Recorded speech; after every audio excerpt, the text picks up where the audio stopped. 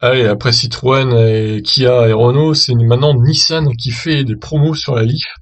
Évidemment, hein, ils y vont tous, hein, 18 000 € de remise pour la compacte électrique. Chez Automobile Propre, nous attendions des propositions salivantes de la part de Nissan pour sa compacte électrique. C'est principalement le cas pour un achat. Il existe aussi d'intéressantes formules en location longue durée. La baisse de 18 000 € prend en compte le nouveau bonus gouvernemental porté de 6 000 à 7 000 €. La prime à la conversion de 5 000 € pour les foyers dont le revenu fiscal annuel par part inscrit dans une limite de 18 000 € et peuvent mettre à la casse la prime à la conversion du coup, auquel s'ajoute une remise de 6 000 € offerte par le constructeur.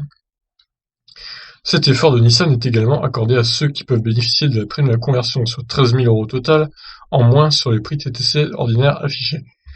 Ah oui, qui ne peuvent bénéficier, d'accord. Bon, c'est bien. Attention, toutefois, ces offres valables jusqu'au 30 juin ne sont applicables que sur les modèles équipés de la batterie de 40 kWh de capacité énergétique, et exclusivement en finition Accenta, N-Connecta et Tecna, dont les tarifs débuteraient respectivement à 18 400, 20 400 et 22 200. Alors encore une fois, pourquoi ne pas favoriser la 62 kWh? Ils ont un problème avec cette version 62 kWh chez Nissan. On dirait qu'ils veulent vendre que la 40. Je comprends pas pourquoi, honnêtement, c'est bizarre. À moins qu'ils ont beaucoup de batteries de 40 kWh à écouler, c'est peut-être ça aussi. C'est très très bizarre hein, comme stratégie, je comprends pas trop là. Nissan propose ainsi jusqu'à la fin du mois une offre LLD à 139 € mensuels sur la Leaf 40, finition First. La durée du contrat court sur 49 mois pour un crédit kilométrique de 50 000 km au total.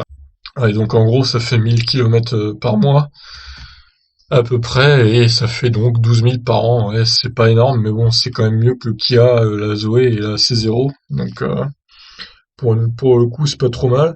Cette formule suppose de pouvoir être bénéficiaire de la prime à la conversion, encore une fois voilà. Bon, les offres sont pas dégueulasses chez Nissan.